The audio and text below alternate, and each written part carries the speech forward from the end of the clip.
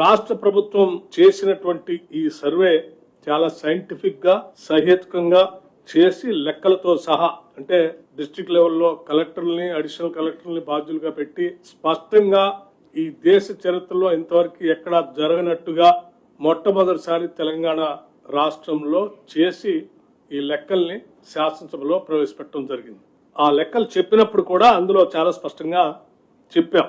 3.1% రాష్ట్రంలో percentage of house holds not surveyed 3.1% అని చాలా స్పష్టంగా లెక్కలతో సహా చెప్పాం. దీనికి కారణాలు కూడా చెప్పాం.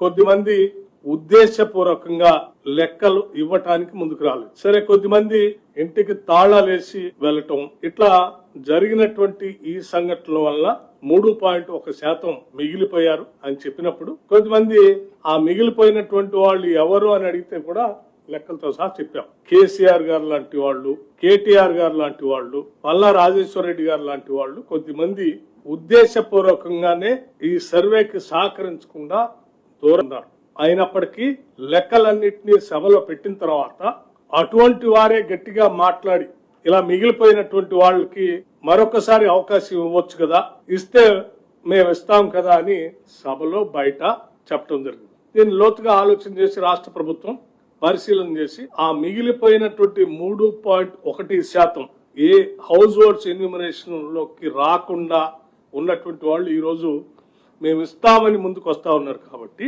వారి కోసం రాష్ట్ర ప్రభుత్వం మరొకసారి ఎన్యూమరేషన్ చేపించుకోవడానికి ఈ లెఫ్ట్ ఓవర్ ఫ్యామిలీస్ కి ఫిబ్రవరి 16వ తారీఖు నుంచి 28వ తారీఖు వరకు ఒక అవకాశం ఇవ్వాలని చెప్పి నిర్ణయం చేసింది. ఇలా లెఫ్ట్ ఓవర్ మిగిలిపోయినటువంటి వాళ్ళ టోల్ ఫ్రీ నెంబర్ కూడా రాష్ట్ర ప్రభుత్వం నుంచి అనౌన్స్ చేస్తా ఉన్నాం. మండల వారిగా, డివిజన్ వారిగా గతంలో ఏ రకంగా అయితే ఎన్యూమరేషన్ చేశామో ఆయా మండలాల్లో ఆ మండల్ డెవలప్మెంట్ అధికారి దగ్గర ప్రజాపాలన సందర్భంగా ఏర్పాటు చేసిన వ్యవస్థలో అక్కడ తిరిగి ఆ మిగిలిపోయినటువంటి వాళ్ళు ఎవరైనా వస్తే వచ్చి అక్కడ అప్లికేషన్స్ ఇవ్వచ్చు.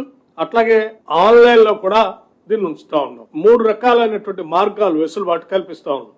ఒకటి టోల్ ఫ్రీ ద్వారా వారు కాల్ చేస్తే వారి నెంబర్ పర్టికులర్స్ ఇస్తే ఇంటికి వాళ్ళు వెళ్ళి ఎన్యూమరేట్ చేసుకుంటారు. వారికే వారు ఆయా మండలంలో ఉన్నటువంటి మండల కార్యాలయానికి వెళ్తే ఆ కార్యాలయంలో ప్రజావాణికి సంబంధించి ప్రజాపాలనకు సంబంధించినటువంటి అధికారిని ఇప్పటికే అక్కడ నియమించి ఉంచాం. అక్కడ కూడా చేసుకోవచ్చు. అట్లాగే ఆన్లైన్ లో కూడా అప్లికేషన్ పెడతా ఉన్నాం, అది కూడా వాడుకోవచ్చు.